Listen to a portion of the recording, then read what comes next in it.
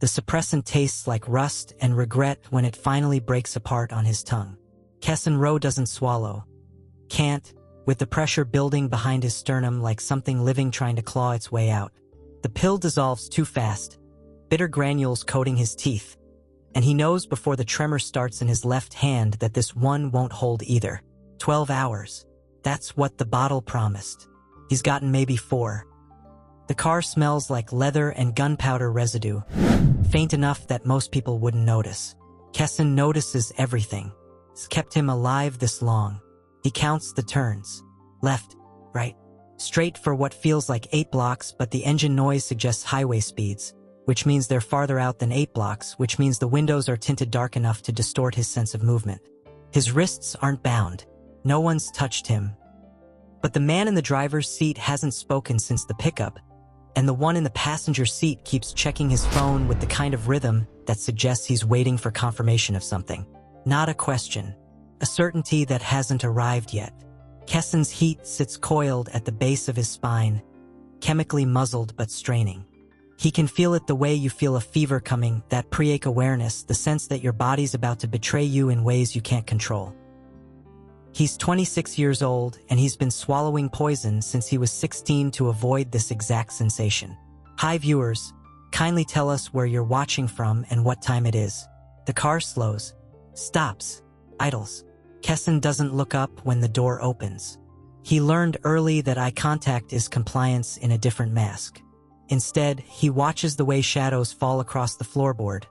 2 shapes, backlit, standing too close together to be strangers but not close enough to be comfortable. The engine cuts. Silence rushes in to fill the space, thick and expectant. Out, not a command. Closer to an invitation that isn't really optional. Kessan moves because staying still draws more attention than obedience. His legs shake when he stands. Not from fear, but from the effort it takes to keep his scent locked down while his body screams for release. The air outside is cooler than he expected. It smells like rain that hasn't fallen yet and something else. Something organic and sharp that makes his hindbrain sit up and pay attention.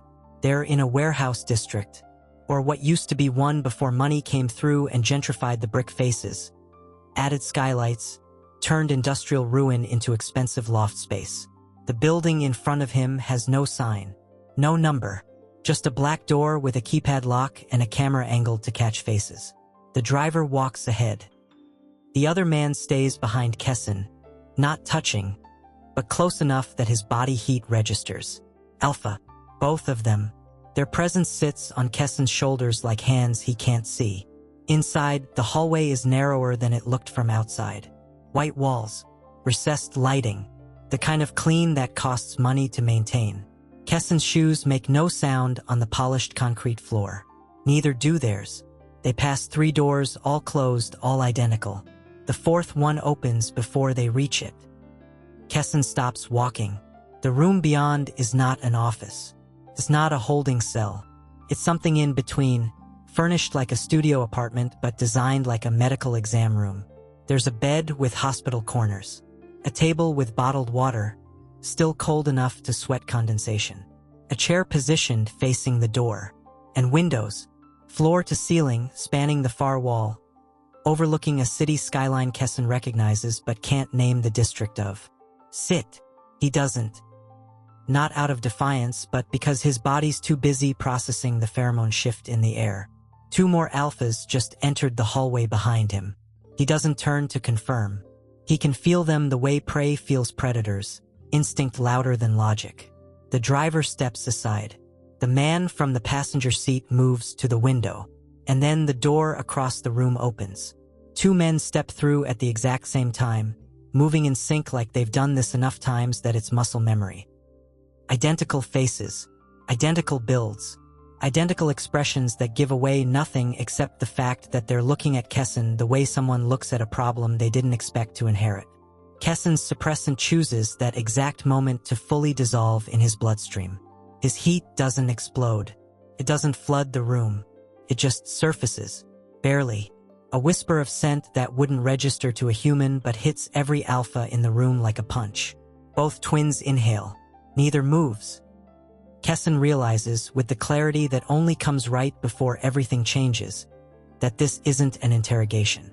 It's a handoff, and he was never supposed to know who was receiving him. What do you think happens when an Omega scent finally breaks free in a room full of alphas who've been searching for him? Kessan was 11 the first time someone smiled at him and meant something else entirely. The woman's name was Mrs. Dupree, and she ran the intake desk at the 3rd foster placement that year.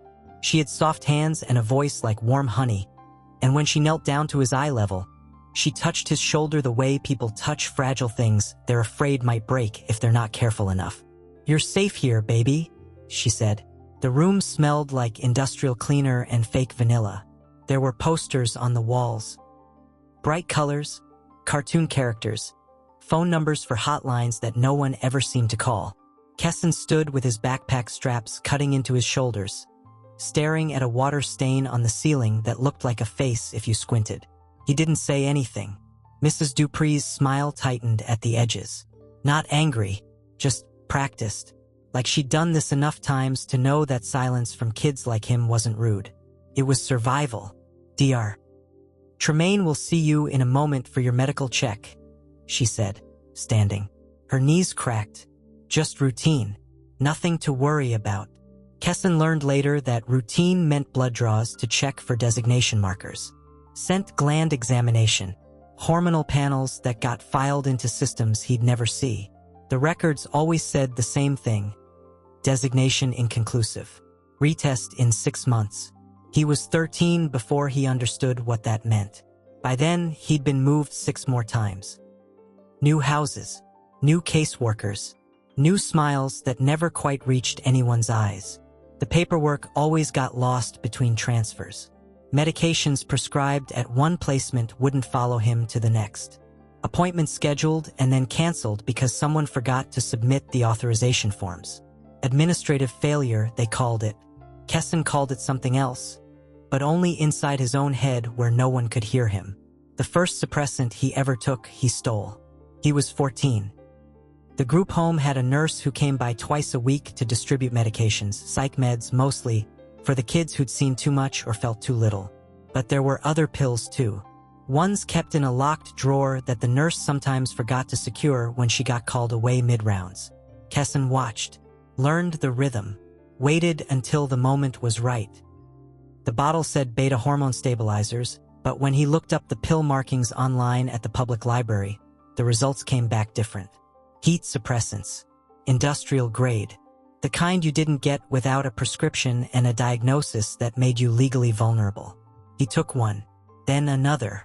By 16, his heat had never surfaced. Not once. Medical tests came back clean. No scent, no cycle, no biological flags that marked him as anything other than unremarkable. He learned to regulate his breathing. Learned to stand in rooms full of alphas without flinching. Learned that invisibility was the only kind of safety that lasted. The foundations that funded the group homes had nice names. New Horizons Youth Initiative, Bright Futures Foundation, Community Care Collective. Kessan didn't think much about where the money came from. Not until he aged out of the system at 18 and got a job doing data entry for nonprofit compliance networks. That's when he started seeing the patterns. Donation records that looped back into shell companies. Tax filings with addresses that didn't exist. Grant allocations that moved children between facilities at rates that didn't match enrollment numbers. It wasn't trafficking in the way people imagined, no dark vans, no cages. Just paperwork. Just systems designed to look legitimate while doing something else entirely. He started keeping his own records. Quiet, careful. Building a map of where the money actually went. That's how he first saw the name Holt. Not attached to anything illegal, just present. A donor here, a board member there. A shell company registered under a subsidiary that traced back to a holding firm that eventually led to 2 names listed as primary stakeholders. Sevrin Holt, Daegen Holt. Kessan didn't know what they looked like, didn't know what they did. But he knew the shape of their influence, and it looked exactly like the systems that had spent his entire childhood shuffling him between places no one cared to remember. He was 23 when he got hired to clean up discrepancies in a charity network's financial reports. The job was freelance, remote, well paid in the way that suggested someone wanted the work done quickly and quietly. The client never gave a name, just a secure email and wire transfers that cleared without issue. Kessan did the job, fixed the numbers, made everything look clean. 3 months later, he got another contract. Same client, different network, same kind of mess buried under polite language and misplaced decimals. He took that one too. By the time he realized he was working for both twins separately, each one thinking he was exclusive to their operation, Kessan had already embedded enough counterledgers to trace every dollar back to its source. He didn't plan to use the information. Not at first. He just needed to know who had been moving him around like furniture for the first 18 years of his life. Now, standing in a room that smells like expensive cologne and controlled desperation, Kessan understands with perfect clarity that the men who funded his past are the same ones controlling his present. And they have no idea he's been mapping their empire for years. One of the twins steps closer, not threatening, just observing. Kessan's pulse kicks up, and he hates that his body responds before his mind can catch up. The twin's eyes narrow slightly, like he's noticing something he didn't expect. The other twin moves to the opposite side of the room, creating a triangle with Kessan at the center. Neither of them has said a word since entering. Kessan's heat strains against the chemicals still in his system, and for the first time in 10 years, he's not sure the next dose will be enough to hold it down. The driver from earlier steps into the hallway and closes the door behind him. The lock clicks. Kessan realizes he's not being interrogated. He's being escorted into a private space he was never meant to see. How far would you go to disappear if the people looking for you built the system you grew up in? The silence lasts exactly 14 seconds. Kessan counts without meaning to. Habit, the same way he counts exits and catalogs faces and measures distances between himself and anything that could pin him down. The twin on the left hasn't blinked yet. The one on the right shifts his weight, a micro-movement that most people wouldn't register. But Kessan spent years reading body language the way other people read headlines. Neither of them is armed. Or if they are, the weapons aren't visible. That should be comforting. It isn't. Sit down, the left twin says. His voice is smooth, controlled, the kind of tone that suggests he's used to being obeyed without needing to raise it. Kessan doesn't move. Not defiance strategy. Compliance now sets a precedent. Every interaction is a negotiation, even when it doesn't look like one. The right twin tilts his head slightly, gaze tracking from Kessan's face down to his hands, which are steady despite the tremor building in his chest. You're not what we expected. It's not a question. Kessan doesn't treat it like one. Most people aren't, he says. The left twin's mouth shifts. Not quite a smile, but close enough to register as amusement. He moves to the chair facing the door and sits, slow and deliberate, like he's giving Kessan time to adjust to the idea that this conversation is happening whether he's ready or not. Do you know why you're here? The right twin asks. He stays standing, positioned near the window, backlit by the city glow outside. Kessan weighs his options. Honesty gets you killed. Lies get you caught. Silence buys time. No, he says. It's not entirely untrue. He knows he's been moved. He knows it wasn't random. But the why, the specific catalyst that triggered the pickup, the transport, the locked room with two alphas who look at him like he's a puzzle they're trying to solve, that part's still unclear. The left twin leans back, fingers steepled. You've been working for us. Kessan's heartbeat kicks up half a notch. He keeps his breathing even. I've been working for a lot of people, he says. Not like this. The right twin steps away from the window, closing the distance by half.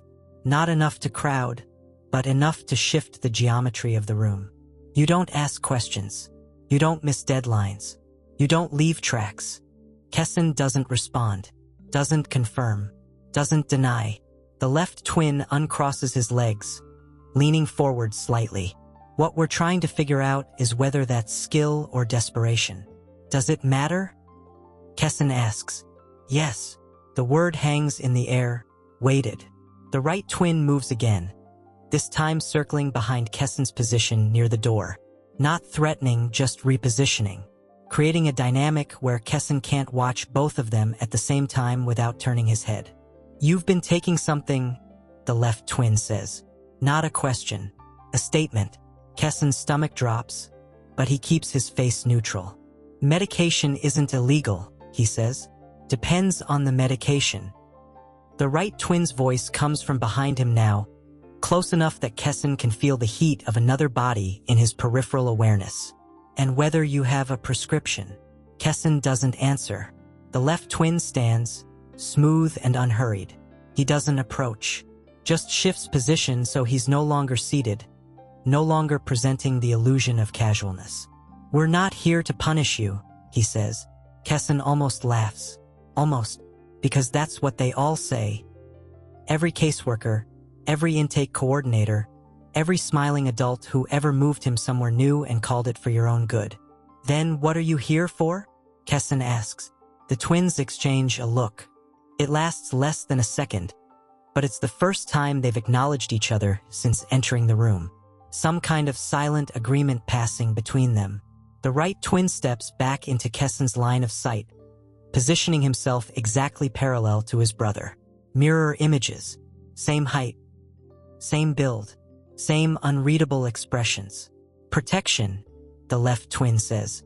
Kessan's heat flares. Not much, just a flicker, but enough that he has to clench his jaw to keep from showing the reaction. His body's betraying him in increments, the suppressant breaking down faster than it should. Both twins go still. It's the kind of stillness that predators have right before they move. Kessan takes a breath, holds it, lets it out slow.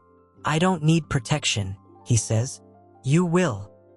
The right twin's voice is quieter now, almost careful, like he's aware that the wrong word might spook something fragile. Kessan's pulse hammers in his ears. He's good at reading rooms, good at sensing when a situation's about to shift, and every instinct he has is screaming that the air pressure just changed. "What happened at the gala wasn't random," the left twin says. "You were targeted." Kessan goes cold. He wasn't at a gala. He was doing remote work, same as always.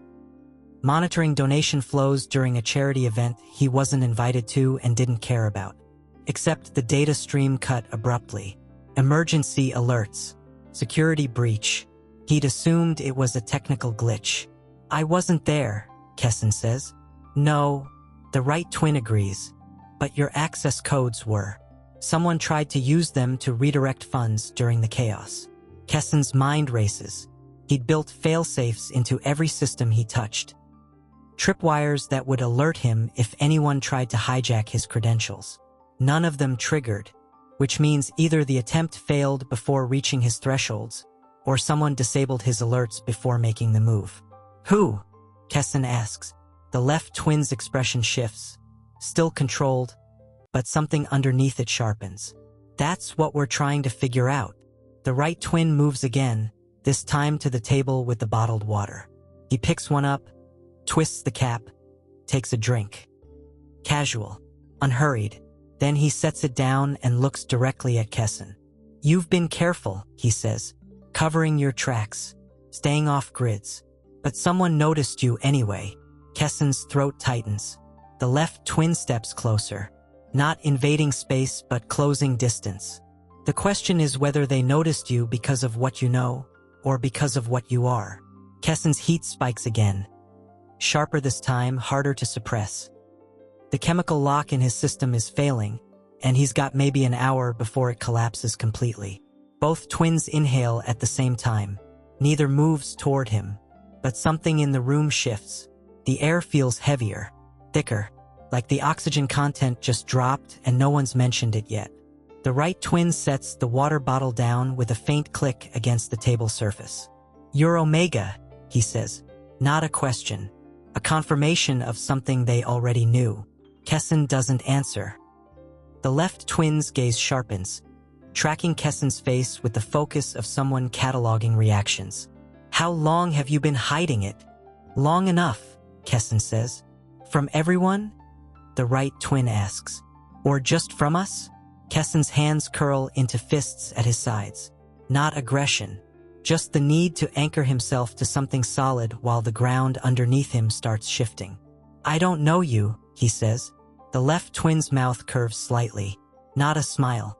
Something colder. No, he agrees. But we know you. Kessan's pulse spikes. The right twin takes a step closer. Still not touching, but close enough now that Kessan can see the faint shadow of stubble along his jaw. The way his pupils have dilated slightly in response to scent cues Kessan can't fully suppress anymore. Your suppressant's failing, he says, voice low. You can feel it. Kessan doesn't confirm. Doesn't need to. The left twin moves to the window, looking out at the city lights below. His reflection in the glass shows an expression Kessan can't read from this angle. We can help you, he says, but you have to decide if you trust us enough to let us. Kessan's laugh comes out sharp and humorless. Trust isn't the issue. Then what is? The right twin asks. Kessan meets his gaze straight on for the first time since entering the room. Knowing what you want in return, he says. The twins exchange another look, brief, weighted. The left twin turns from the window. We want you to stop running, he says. Kessan's breath catches. The right twin steps even closer, and this time Kessan can smell him. Clean, expensive, laced with alpha pheromones that his hindbrain recognizes even as his conscious mind rejects the instinct to respond. We want you to stay, the right twin says quietly. And we want you to tell us who else knows what you've been building. Kessan's heart slams against his ribs, because that's the part he didn't see coming. They don't just know he's Omega. They know he's been mapping their empire. And they're not asking him to stop. They're asking him to work for them, out loud, where everyone can see. One of the twins reaches for the bottled water on the table and holds it out toward Kessan. Doesn't move closer, just offers. Waiting, Kessan stares at the bottle, at the hand holding it, at the unspoken choice sitting between them like a contract that hasn't been written yet. His suppressant dissolves further, heat creeping up his spine in waves he can't fully control anymore. Both twins notice. Neither moves. The one holding the water tilts his head slightly. It's your choice, he says, and Kessan realizes with sudden cold clarity that this is the first time in his life someone said that and actually meant he could say no. He takes the water. The twin's hand brushes his when he accepts it. Brief, accidental, but enough that Kessan feels the contact like a shock. He twists the cap, drinks. The water's cold enough to hurt going down. When he lowers the bottle, both twins are watching him with identical expressions. The right twin speaks first. We're not going to force you to stay. The left twin finishes the thought. But if you leave, we can't protect you from whoever tried to frame you at the gala. Kessan's hands tighten around the bottle. And if I stay? He asks. The twins look at each other. Some silent communication passing between them. Then the left twin looks back at Kessan. Then we figure out who's hunting you, he says. And we make sure they don't get close enough to try again. Kessan's heat flares one more time, sharp and unmistakable.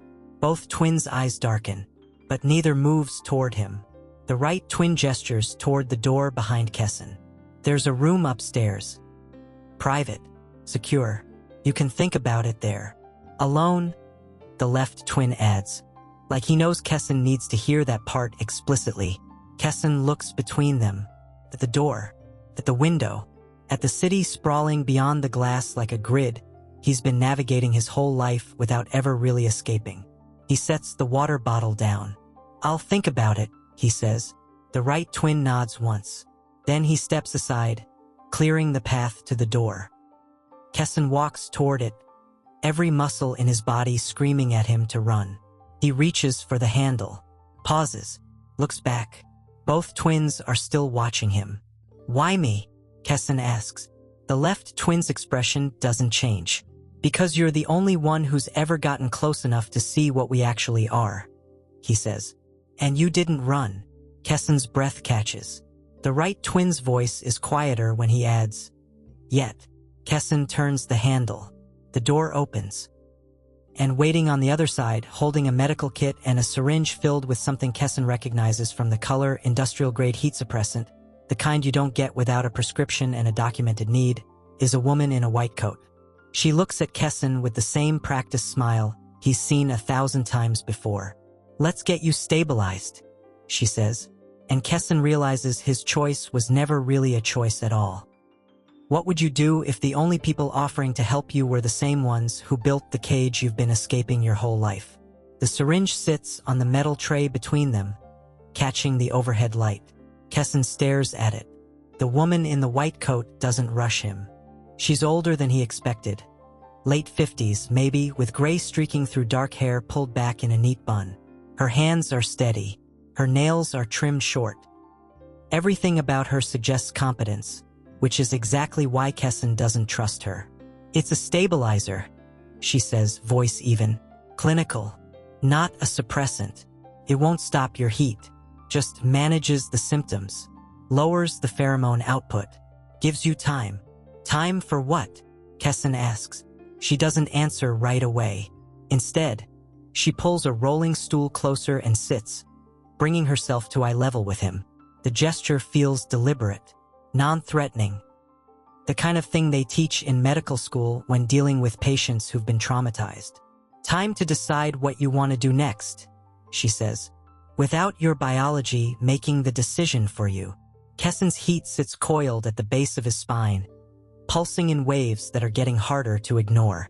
The suppressant he took in the car is fully gone now. He can feel his scent leaking through despite every technique he's learned to lock it down. "And if I don't want the shot?" he asks. The woman's expression doesn't change. "Then you don't get it." It's the second time in 10 minutes someone said he has a choice. Kessan's starting to realize that repetition doesn't make it more believable. "What's in it?" he asks. She picks up the syringe, turning it so he can see the label. "Synthetic hormone blend. Progesterone base. It mimics what your body would produce naturally outside of heat. Tricks your system into thinking the cycle's already passed." Kessan knows enough biology to recognize a half-truth when he hears one. Side effects: nausea, dizziness, possible mood regulation issues for the first 12 hours. She sets the syringe back down. But nothing permanent, and nothing that damages long-term endocrine function the way street suppressants do. Kessan's stomach tightens. She knows. Of course she knows. She probably ran blood work from samples he didn't consent to giving. "I didn't agree to any tests," he says. "No," she agrees. "But the twins requested a full panel when they brought you in. Standard protocol for anyone entering their care." Their care. Like Kessan's a patient instead of a person they had transported against his will. "I'm not entering anything," Kessan says. "I'm deciding." The woman's mouth curves slightly. Not quite approval, but close. "Good. You should be." She stands, moving to a small sink in the corner of the room. Washes her hands with methodical precision. Dries them. Turns back to face him. "My name is Dr. Tremaine," she says. Kessan goes cold.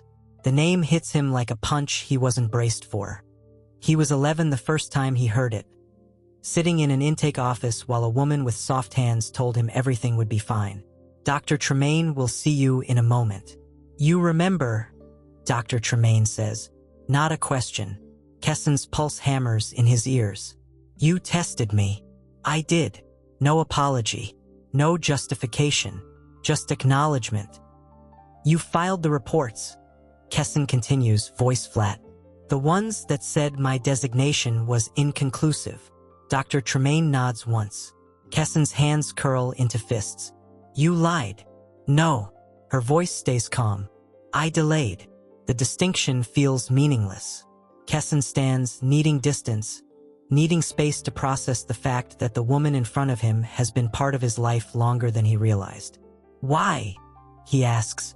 Dr. Tremaine doesn't look away. "Because the system wasn't designed to protect omegas. It was designed to track them.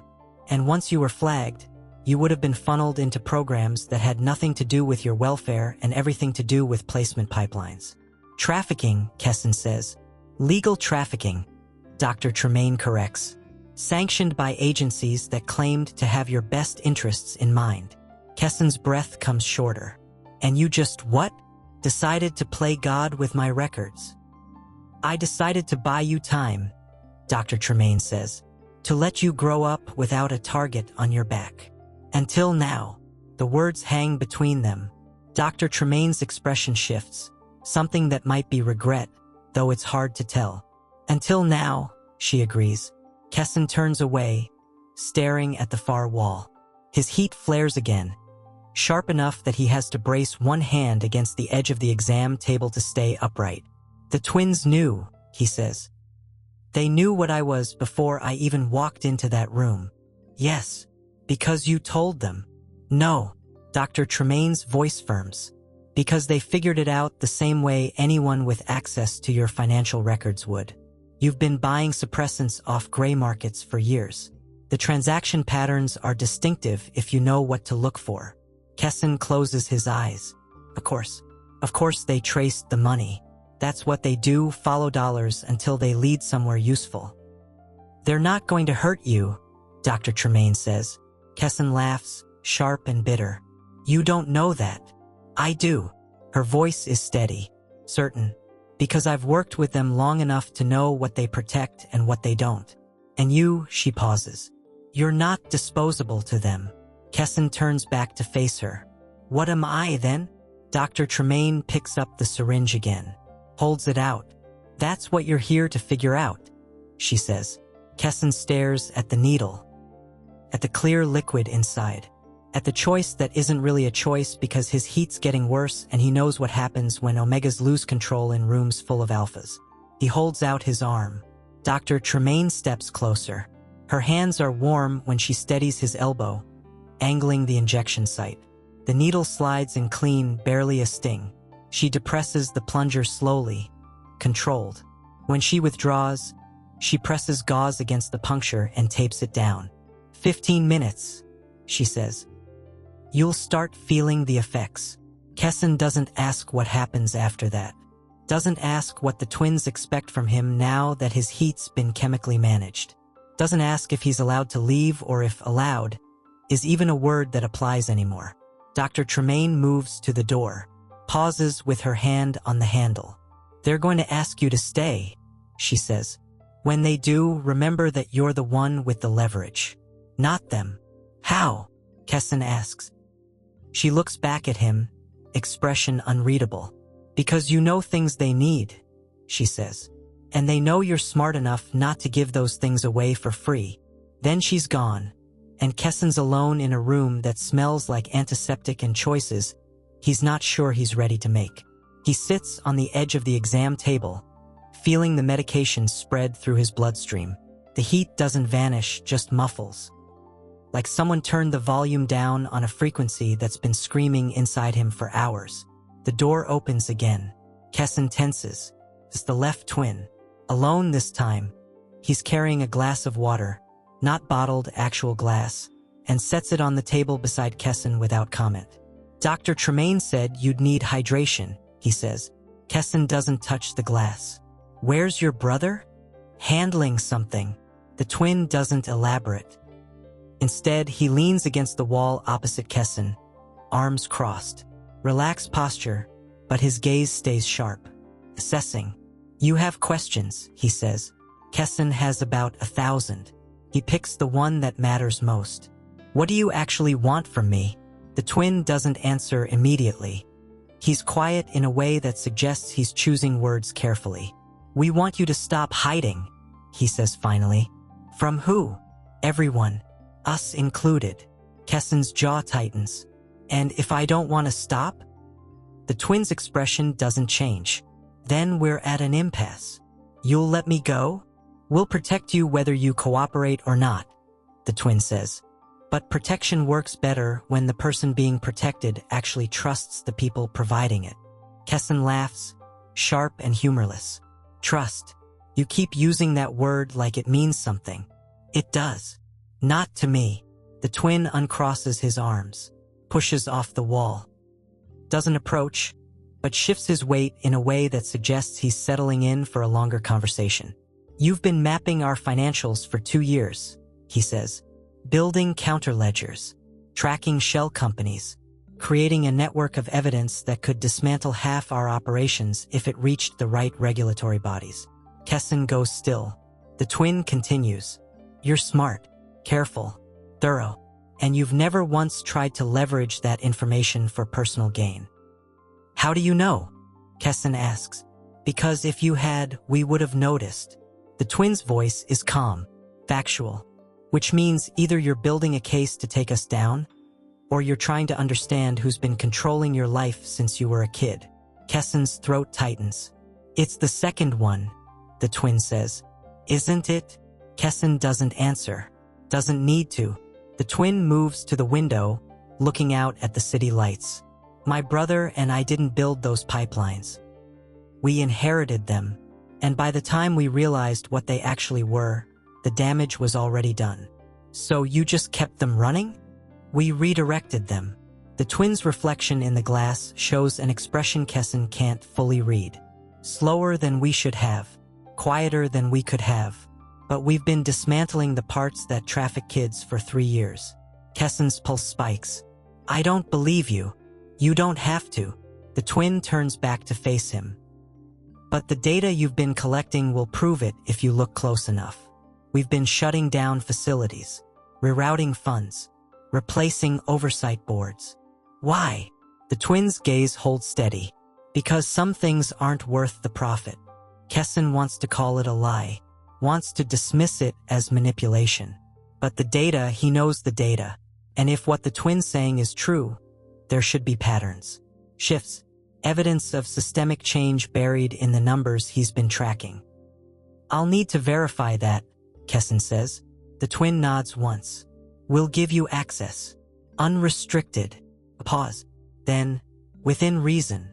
Kessan's mouth curves, bitter. There's always a limit. Yes, the twin agrees. Because trust works both ways. The medication Dr. Tremaine gave him starts to settle deeper. Kessan's heat pulls back further.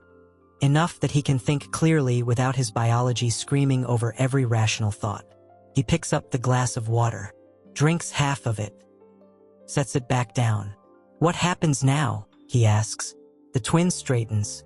Now you rest. Tomorrow we talk logistics. And if I decide I don't want to stay, the twin's expression doesn't change. Then we arrange safe transport to wherever you want to go, with resources, protection, and no strings. Kessan stares at him. You're serious? Yes. Why? The twin moves toward the door, pauses with his hand on the handle, looking back. Because keeping you here against your will makes us the same as the people we're trying to stop, he says. And I'd rather lose your cooperation than become that. Then he's gone, and Kessan's alone again, in a room that's starting to feel less like a cell and more like something he doesn't have a name for yet. He lies back on the exam table, staring at the ceiling, feeling the medication work through his system. His heat is still there, just manageable. For the first time in hours, he can breathe without feeling like his body's betraying him. He closes his eyes, tries to sleep, can't, because somewhere in the back of his mind, a question is forming that he's not ready to answer yet. What if they're telling the truth? And what if staying is the most dangerous thing he's ever done? Not because they'll hurt him, but because he might actually start believing they won't. If someone offered you safety, but you'd spent your whole life learning that safety was just another word for control, would you take the risk? Morning comes without warning. Kessan wakes to sunlight cutting across unfamiliar walls and the disorienting awareness that he's not where he fell asleep. The exam table is gone. He's in a bed, actual bed, not a cot, with sheets that smell clean and feel expensive. The room is larger than any space he's lived in since aging out of the foster system. There's a window, a desk, a door that's closed but not locked. He knows because he checked the moment he regained consciousness. His heat is still muffled. The medication Dr. Tremaine gave him is holding, but he can feel the edges starting to fray. Maybe 12 hours left before he'll need another dose. Maybe less. Someone moved him while he was sleeping. The thought should terrify him. Instead, what bothers him most is that he slept deeply enough not to notice. He sits up slowly, testing for dizziness. There's none. Just the low-grade exhaustion that comes from fighting your own biology for too long. The door opens without a knock. Kessan tenses. Is the right twin this time, or maybe the left? He still can't tell them apart without hearing them speak. The twins carrying a tray with food. Real food, not prepackaged or institutional. Toast, eggs, fruit, coffee that smells strong enough to register from across the room. You didn't eat last night, the twin says, setting the tray on the desk. Kessan doesn't move from the bed. I wasn't hungry. You will be. The stabilizer burns through calories faster than suppressants. The twin gestures to the tray. Dr. Tremaine's orders. Kessan's stomach twists, not from nausea, but from the casual way the twin talks about his medical needs like they're a shared responsibility. Where am I? Kessan asks. 3rd floor, East Wing, same building as last night. The twin moves to the window, checking something on his phone. You were asleep when we moved you. Seemed easier than waking you for the walk. You carried me. It's not a question. The twin doesn't treat it like one. Yes. Kessan's jaw tightens. Don't do that again. The twin looks up from his phone, meets Kessan's gaze straight on. Understood. No argument. No justification. Just acknowledgement. Kessan doesn't know what to do with that. He stands, moving to the desk. Picks up the coffee. It's hot enough to burn his tongue, but he drinks it anyway because the bitter shock helps him focus. My brother wants to talk to you, the twin says. After you've eaten. About what? Logistics. Next steps. What access you'll need to verify the financial data. Kessan sets the coffee down. You're serious about giving me access? We don't say things we don't mean. Everyone says things they don't mean, Kessan counters. The twin's expression shifts. Not quite a smile, but something adjacent. Fair point. He moves toward the door. Pauses. Looks back. There's clean clothes in the closet. Showers through that door. He nods toward a second door Kessan hadn't noticed. Take your time. We're not in a rush. What if I don't want to talk to your brother? The twin doesn't miss a beat.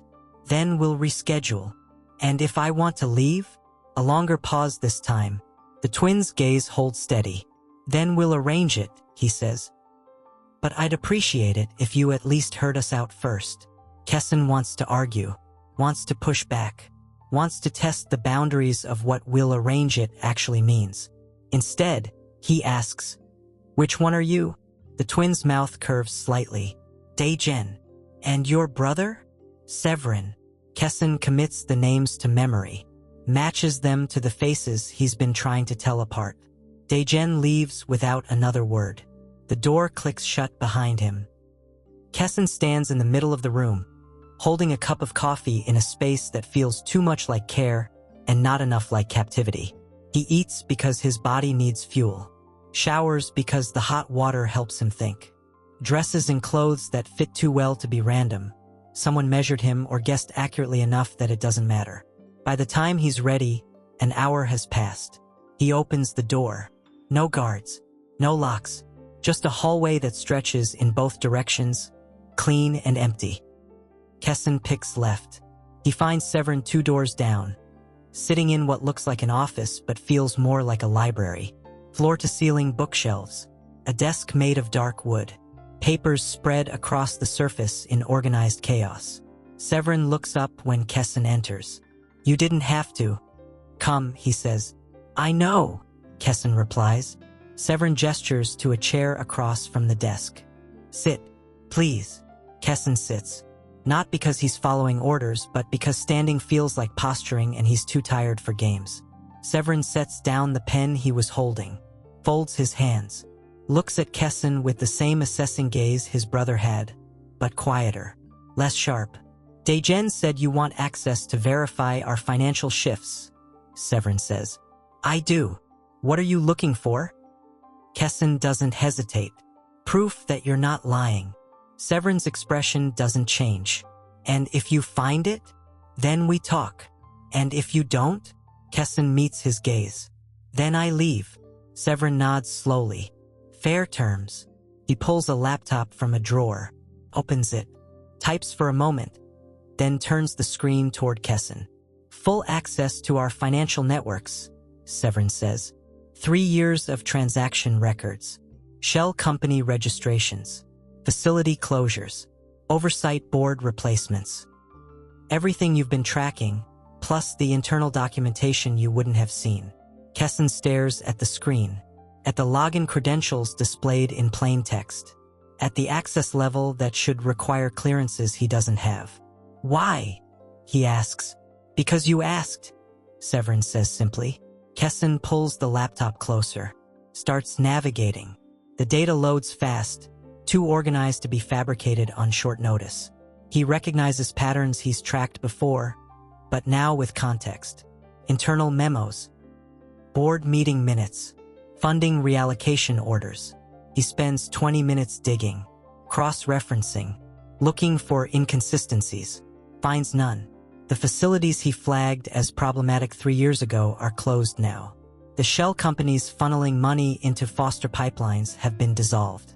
New oversight boards installed with members whose backgrounds check out as legitimate child welfare advocates. It's not perfect. There are still gaps. Still areas where money moves in ways that make him uncomfortable. But the trajectory is clear. They've been dismantling it. Slowly, carefully, without public spectacle or regulatory fanfare. Kessan sits back, processing. You could have gone public, he says. Exposed the whole system. Burned it down faster. We could have, Sevrin agrees. But exposure doesn't fix infrastructure. It just shifts the problem somewhere else. We wanted to rebuild, not just destroy. Kessan's hands tighten on the edge of the desk. People are still being hurt. While you take your time. Yes. Severin's voice is quiet. And that's something I'll carry for the rest of my life. The honesty hits harder than justification would have. Kessan closes the laptop, pushes it back across the desk. What do you want from me? He asks. Sevrin leans back in his chair. We want you to help us finish it. Why me? Because you see the patterns we miss. You notice discrepancies before they become problems. And you care enough about the outcome to have spent 2 years building a case against us when you could have just walked away. Kessan's throat tightens. I'm not a vigilante. No, Sevrin agrees. You're someone who survived a broken system and decided to understand it instead of just escaping it. That makes you valuable. Valuable, Kessan repeats. The word tastes wrong. Severin's expression shifts. Poor choice of phrasing. You're not an asset. You're...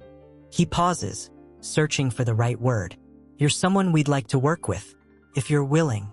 And if I'm not, then we'll protect you anyway, Sevrin says. Because someone tried to frame you using your access codes, and that means they know who you are and what you've been doing, which makes you a target whether you help us or not. Kessan's pulse kicks up. You think they'll come after me again? I think they already are, Sevrin says. And I think the only reason they haven't succeeded yet is because we got to you first. The implication settles heavy in the air between them. Kessan stands, moves to the window, looks out at the city below. Buildings and traffic and people moving through lives that don't include locked rooms and impossible choices. I need time, he says. You have it, Sevrin replies. Kessan turns back. How much? As much as you need. Severin's voice is steady, certain. But while you're deciding, you stay here, where it's secure. That's not a choice, Kessan says. That's a condition. It's a reality, Sevrin corrects. If you leave, you're vulnerable. If you stay, you're protected. Those are the facts. What you do with them is still your choice. Kessan wants to argue, wants to find the flaw in the logic. Can't, because Severin's right. And that's the worst part. He crosses his arms. What happens if I agree to help? You work with our compliance team, flag discrepancies, help us identify which remaining pipelines need priority intervention. Sevrin pauses. And you tell us who else knows about the data you've been collecting. Kessan goes cold. Why? Because if someone tried to use your credentials, they either hacked your systems or they have inside access to your work. Either way, we need to know who we're dealing with. Kessan's mind races. He's been careful, paranoid, even. His data is encrypted, stored across multiple secure servers, accessible only through protocols he built himself. But nothing's unhackable. And if someone got close enough to attempt a frame job, I don't know, Kessan says quietly. Severin's expression doesn't change. Then we'll figure it out together. The door opens. Daegen steps in, phone in hand. His expression is tighter than it was earlier. We have a problem, he says. Sevrin stands. What kind? The kind where Kessan's old apartment was broken into an hour ago, Daegen replies. And whoever did it wasn't looking for valuables. Kessan's stomach drops. Daegen looks at him directly. They took your hard drives. All of them. The room spins. Kessan's data, his backups, his fail-safes, the evidence he spent years building is gone. Which means whoever's hunting him now has everything he knows. And everyone he's been protecting just became a target. Would you trust the people offering protection if the alternative was facing an enemy who now knows every secret you've ever kept? The security footage shows 3 people. Kessan watches the grainy video on Daegen's phone, frame by frame, as figures in dark clothing systematically dismantle his apartment. They're not smashing things, not tearing through drawers. They move with precision, knowing exactly where to look, exactly what to take. They disabled your building's main cameras first, Daegen says. This is from a neighbor's doorbell across the hall. One of the figures holds up a hard drive, shows it to the others. They nod. Kessan's chest tightens. When? 47 minutes ago, Sevrin answers from behind the desk. Building security didn't notice until a resident called about a broken lock. My locks weren't broken, Kessan says quietly. I installed them myself. Triple deadbolts. Reinforced strike plates. They had keys, Daegen confirms. The implication cuts clean. Someone didn't just hack his digital security, they mapped his physical space, studied his routines, got close enough to duplicate keys he never let out of his sight. Kessan's heat flares despite the medication. Not from biology, from rage. What was on those drives? Sevrin asks. Everything. Transaction records spanning 6 years. Shell company structures. Foster facility networks. Names of board members whose backgrounds didn't match their positions. Evidence of funds disappearing between charity donations and actual program expenditures. And the counter ledgers. The ones showing where Sevrin and Daegen had been redirecting money away from trafficking pipelines. Enough to dismantle what's left of the old system, Kessan says. Or rebuild it. Sevrin and Daegen exchange a look. We need to move you, Daegen says. I'm already here, Kessan counters. Different location. More secure. Daegen pockets his phone. Whoever took those drives knows you've been working for us, which makes this building a target. Kessan's jaw tightens. I haven't been working for you. They don't know that, Sevrin says. From the outside, you've been embedded in our financial networks for 2 years. Close enough to track every transaction. That makes you either an asset or a threat. Or both, Kessan adds. Sevrin nods. Or both. The room feels smaller. Kessan stands, needing movement, needing to think without both twins watching him like he's a problem they're trying to solve. What if I don't want to move? He asks. Then you stay, Daegen says. But we triple security. Limit your access to external networks. Keep you contained until we know who we're dealing with. Contained. The word hits wrong. That's not protection, Kessan says. That's lockdown. It's both, Sevrin says quietly. Because the alternative is putting you in a position where we can't respond fast enough if they come after you directly. Kessan's hands curl into fists. He spent his entire life avoiding situations where other people controlled his movement. And now he's standing in a room where his choices are either accept their terms or risk exposure to whoever's hunting him. I need to see the rest of the footage, Kessan says. Daegen pulls out his phone again, hands it over. Kessan scrolls through the timeline, watches the figures enter, watches them work, watches them leave. Then he notices something the twins missed. One of the figures pauses at the doorway on the way out, turns, looks directly at the neighbor's camera. is too grainy to see details. But the posture, the angle of the head, the way they stand feels familiar. Kessan's blood goes cold. What? Sevrin asks, reading his reaction. Kessan rewinds, freezes the frame, stares at the blurred figure. I know them, he says. Daegen moves closer. Who? Kessan's mind races through faces, through interactions, through every person he's worked with over the past 2 years. The list is short. He's been careful, isolated, trusting almost no one, which means the person on the screen is someone he trusted anyway. I need to make a call, Kessan says. To who? Daegen asks. Kessan doesn't answer, just hands back the phone and moves toward the door. Severin's voice stops him. Kessan. If you know who took your data, we need that name. Kessan looks back, meets Severin's gaze. Give me 2 hours, he says. Why? Because if I'm right, telling you now gets someone killed. The twins go still. Daegen speaks first. And if you're wrong? Kessan's throat tightens. Then we're already too late. He walks out before either of them can stop him. Behind him, he hears Severin's voice, low and controlled. Follow him. Don't interfere. Just watch. Kessan doesn't look back. Because he already knows who's following him. And he's counting on it. If the person who betrayed you was someone you trusted with your life, would you warn them before it was too late? Or would you let them face the consequences alone?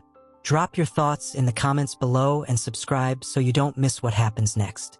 Turn on notifications because the next chapter changes everything. Your support inspires us to keep bringing stories that matter. The parking garage is 3 blocks away. Kessan doesn't run. Running draws attention.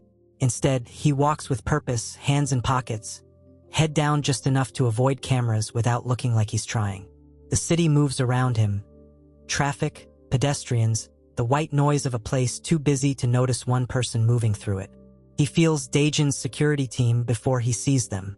2 cars back. Rotating positions. Professional enough not to crowd.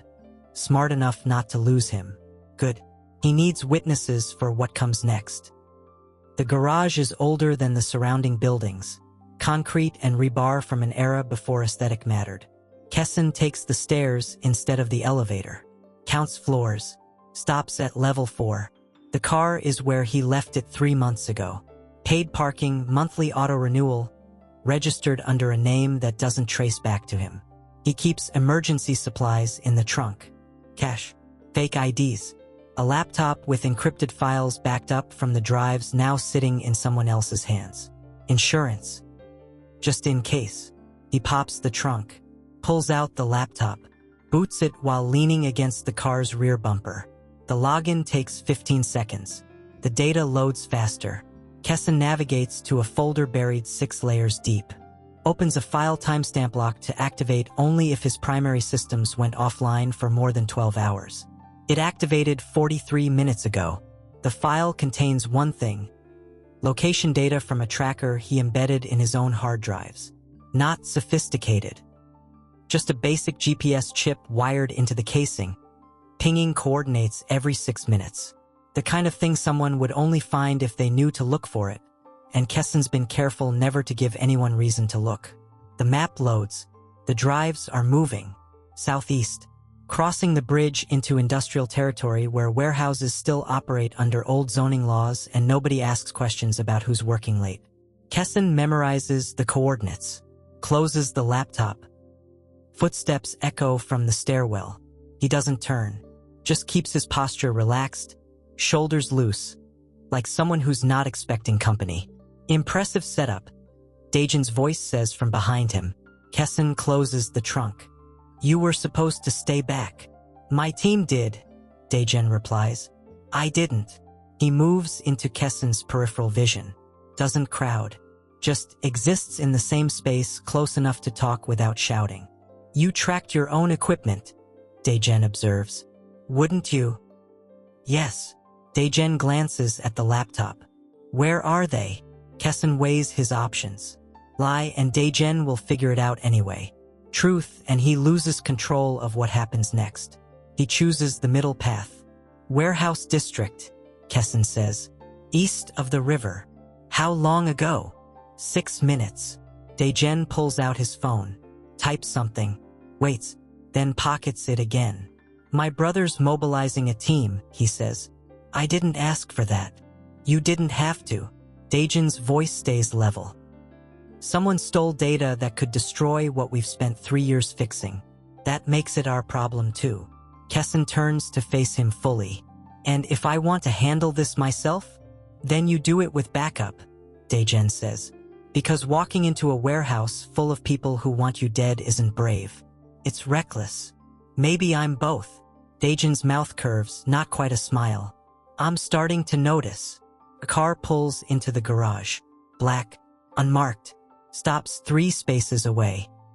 Sevrin gets out of the passenger side. His expression is tighter than it was back at the office. We've got 20 minutes before they realize the drives are tracked, Sevrin says. After that, they'll ditch them or move locations. Kessan's pulse kicks up. How do you know? Because it's what I do. Sevrin moves closer.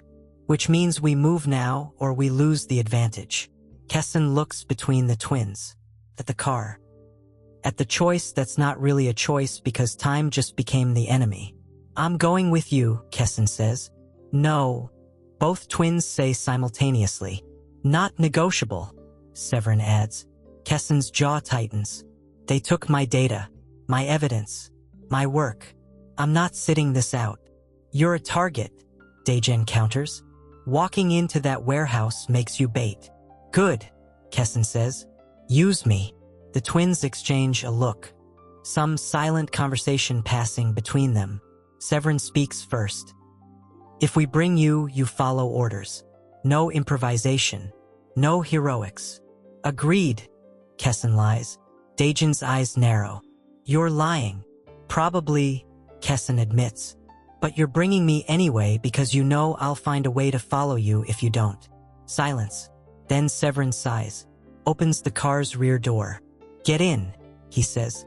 And if you get yourself killed, I'm burning your backup drives out of spite. Kessan slides into the back seat. The twins get in front. The car pulls out. And Kessan realizes, with cold clarity, that he's about to walk into a trap designed specifically for him. The question isn't whether he'll survive. It's whether the twins will let him do what needs to be done when survival stops being the priority. When revenge and justice become the same thing, how do you choose which one to follow? Comment below and subscribe. This story's about to get dangerous. Hit that notification bell because you won't want to miss what happens when Kessan finally faces the person who betrayed him. The warehouse smells like rust and old oil. Kessan stays 3 steps behind Sevrin, watching shadows shift between industrial shelving units stacked to the ceiling. Daegen's on his left, moving quiet despite his size. The team they brought, for others all armed, fan out information that suggests military training. Kessan's unarmed. The twins made that clear before they entered. He agreed because arguing wasted time. The GPS tracker puts the drive somewhere in the northwest corner. Kessan navigates by memory of the map, by the layout of the building, by instinct honed from years of staying invisible in places that wanted him seen. They round a corner. The space opens into a loading bay, empty pallets, broken forklifts, and in the center, under a single hanging light, Kessan's drives, stacked on a metal table. No guards. No movement. Just the equipment waiting. It's a trap, Daegen says quietly. Obviously, Kessan replies. Sevrin raises a hand. The team stops. Weapons up, scanning corners, checking sightlines. Nothing. Kessan steps forward. Severin's hand shoots out, gripping his arm. Don't. They're my drives, Kessan says. They're bait, Sevrin counters. I know. Kessan pulls free. That's why I'm taking it. He walks into the open space before either twin can stop him. His footsteps echo. The light overhead flickers once. Kessan reaches the table, picks up the first drive. It's intact. No visible damage. Kessan. Daegen's voice is sharp. Warning. Kessan looks up. A figure steps from the shadows behind the table. Female. Mid-30s. Wearing clothes too nice for warehouse work. and a face Kessan recognizes because he's seen it across conference tables, in email signatures, in the background of nonprofit galas where money changed hands. Marlena Pruitt, compliance director for 3 of the charity networks Kessan had flagged as problematic. She smiles. It doesn't reach her eyes. "Hello, Kessan," she says. His heart slams against his ribs. "You." "Me," Marlena agrees. She moves around the table, hands visible, posture relaxed. "You always were too smart for your own good." "Why?" Kessan asks. "Why take the drives?" Marlena tilts her head. "Or why set up the frame job at the gala?" "Both." She laughs, soft, almost kind. "Because you were about to expose infrastructure that's been profitable for 15 years. And when the Holts started dismantling it, they made enemies." "You," Kessan says again. "Not just me." Marlena gestures to the shadows. 3 more figures step into the light. Kessan doesn't recognize them, but their postures scream enforcement. The system you wanted to burn down employs a lot of people. People who don't appreciate losing income streams. Severin's voice cuts through. "Marlena, walk away. Now." She doesn't look at him, keeps her eyes on Kessan. "I gave you opportunities," she says. "Contracts, access. I thought you'd understand eventually that fighting the system from inside it was pointless." "You trafficked kids," Kessan says, voice flat, cold. "I moved resources," Marlena corrects. "There's a difference." "No," Kessan says. "There isn't." Marlena's smile fades. "You're not leaving with those drives." "Yes," Kessan says. "I am." Daegen moves first, fast. Weapon trained on the closest enforcer. The warehouse explodes into motion. Kessan drops, grabs the drives, rolls behind the table as gunfire erupts. Controlled, professional, nobody aiming to kill yet because Marlena wants him alive. Severin's team returns fire, covering positions. Controlled chaos. Kessan crawls toward the edge of the loading bay, clutches the drives against his chest. His heat flares. Stress, adrenaline, the medication losing its hold at exactly the wrong moment. Someone grabs his ankle. He kicks, connects, scrambles forward. Hands grip his shoulders. Daegen pulling him behind cover. "Stay down," Daegen orders. Kessan doesn't listen. He's already moving, drive secure, heading for the exit they came through. Marlena's voice echoes. "You can't hide forever, Kessan." He doesn't answer, just runs. Behind him, gunfire stops. Footsteps chase. Kessan bursts through a side door. Alley. Dark. Rain starting to fall. He runs until his lungs scream. Until his legs give out. Until he collapses against a dumpster 3 blocks away. Drives still clutched tight, heat roaring through his system. The twins find him 4 minutes later. Sevrin kneels, checks him for injuries. "You're insane." "Probably," Kessan gasps. Daegen takes the drives. "We got them." "No," Kessan says. "I got them. You just provided backup." Severin's mouth twitches, almost a smile. Then his expression hardens. "Marlena got away." Kessan's stomach drops. "What?" "She had an exit plan," Daegen says. "We're tracking her. But she's gone for now." Kessan closes his eyes. "She knows everything. Then we make sure she can't use it," Sevrin says. He helps Kessan stand. The 3 of them walk back to the car. Silent, exhausted, victorious. But Kessan knows better. Because Marlena didn't just take his data. She took his last chance at staying anonymous. And now the only question is whether the twins can protect him from the consequences. Or if they'll become part of them. What happens when winning the battle means losing the war? Subscribe and turn on notifications because the next chapter reveals the cost of victory, and it's higher than anyone expected. Share your theories in the comments. The federal agents arrive at dawn. Kessan watches through the window as 3 black SUVs pull up to the building's entrance. Official plates. Serious faces. The kind of presence that doesn't ask permission. Behind him, Severin's on the phone. Voice low, controlled. Talking to lawyers, probably, or contacts who can make inconvenient investigations disappear. Daegen stands near the door, arms crossed, silent. "They're here for me," Kessan says. "They're here for all of us," Sevrin corrects. He ends the call, pockets the phone. "Marlena filed a complaint. Claims you've been embezzling from non-profit networks under our protection." Kessan's laugh comes out bitter. "That's rich. It's strategic," Daegen says. "She's flipping the narrative, making you the criminal and herself the whistleblower." "Will it work?" Kessan asks. Severin's expression tightens. "Depends on what evidence she has." "She has my drives," Kessan says. "Everything on them can be spun however she wants." The buzzer sounds.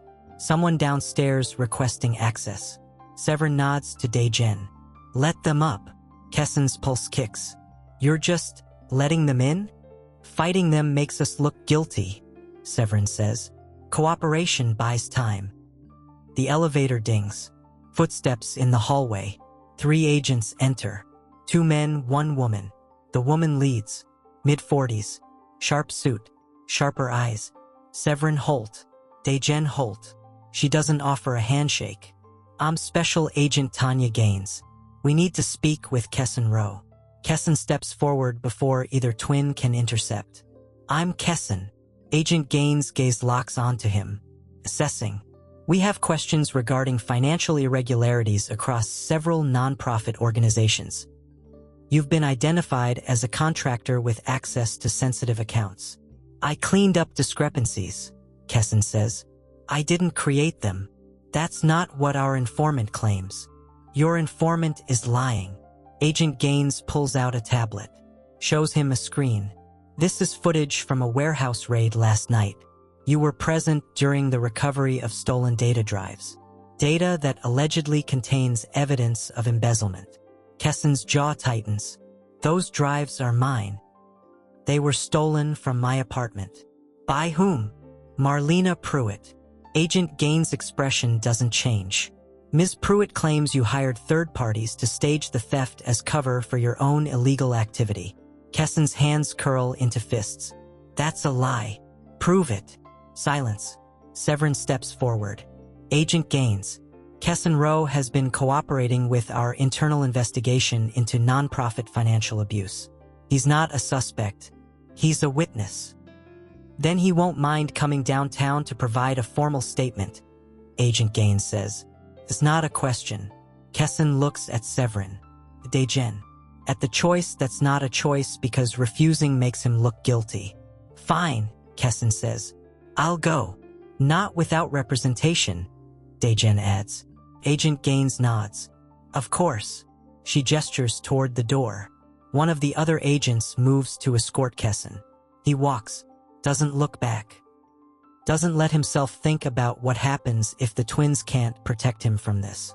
The elevator ride is silent. The lobby is empty. The SUV smells like leather and institutional authority. Kessan sits in the back. Agent Gaines sits beside him. "You're scared," she observes. "I'm careful," Kessan corrects. "Smart." Agent Gaines types something on her tablet. "For what it's worth, I don't think you're embezzling." Kessan goes still. "Then why am I here?" "Because I need your testimony to build a case against the people who are." She looks at him directly. "Marlena Pruitt, the board members she's protecting, the networks funneling money into trafficking pipelines." Kessan's throat tightens. "You know." "I've known for 6 months," Agent Gaines says. "But knowing and proving are different things. Your data gives me proof." "Then why the theatrics?" Kessan asks. "Because Marlena's watching. And if she thinks you're cooperating willingly, she'll disappear before we can touch her." Agent Gaines leans back.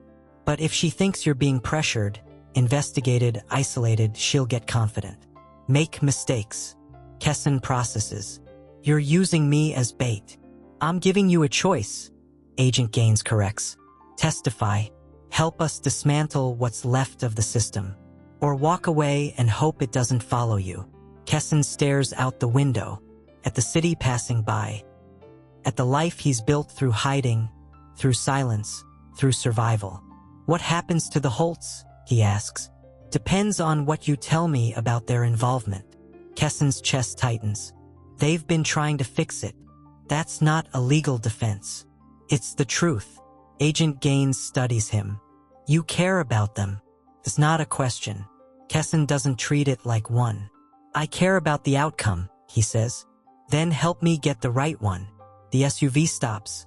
Federal building. Steps. Security. Kessan gets out. Walks inside. Sits in a room designed to make people confess. And he makes a choice. Not for the twins. Not for himself. For every kid who got shuffled through systems that pretended to care. He tells Agent Gaines everything. When the only way to save yourself is to risk the people who saved you first, what would you choose? Subscribe now, the final chapter drops soon and you won't believe how this ends. Comment your predictions and turn on notifications. 3 months later, Kessan stands outside a building he's never seen before. It's smaller than he expected. Brick. Clean lines. A sign that reads Youth Advocacy Center, New Horizons. Different name. Same foundation. Rebuilt from the ground up after federal audits forced dissolutions, board replacements, structural overhauls. The twins kept their empire. Barely. Restrictions in place. Permanent oversight. But alive. Marlena Pruitt didn't. She's awaiting trial. 17 counts. Kessan will testify when the time comes. For now, he's free. Relocated under federal protection that expired 2 weeks ago. He chose to stay in the city anyway. Chose. The word still feels strange. The door opens. A kid walks out. Maybe 13, holding a backpack, talking to a caseworker who actually listens when he speaks. Kessan watches them pass. Remembers being that age. Remembers nobody listening. You came. He turns. Severin's standing near the entrance. Dressed casual. No security visible, though Kessan knows they're there. You asked, Kessan says. I didn't think you'd show. Sevrin steps closer. Daegen's inside, touring the new facilities. How is he? Annoying, Sevrin says, almost smiling. Same as always. Kessan looks back at the building. It's different. It has to be, Sevrin replies. The old model didn't work. This one. He pauses. This one might. Silence settles between them. Not uncomfortable, just present. We have an opening, Sevrin says. Compliance oversight. Independent contractor. You'd report directly to the federal monitors. Not us. Kessan's throat tightens. Why me? Because you see what we miss. Because you care. Because... Sevrin hesitates. Because we want to do this right. And we can't without people who'll hold us accountable. Kessan stares at him. At the offer. At the man who once held him in a locked room and called it protection. I'll think about it, Kessan says. Sevrin nods.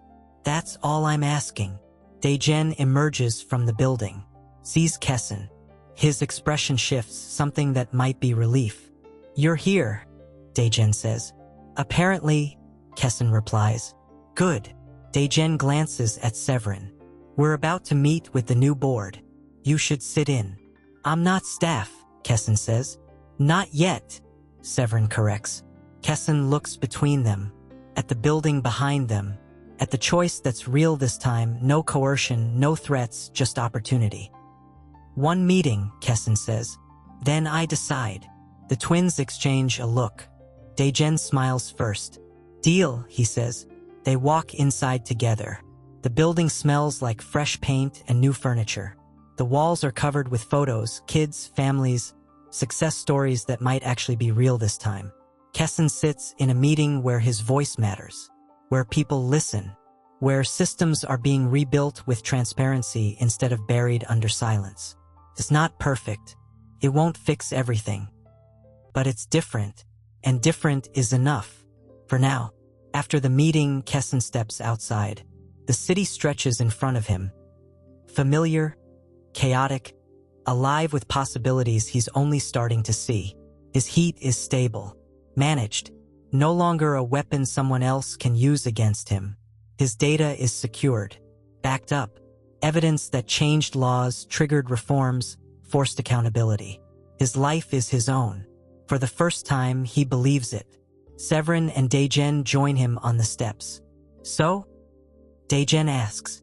Kessan looks at them, at the men who once caged him and now offer partnership. I'll take the job, he says. On one condition. Name it, Sevrin says.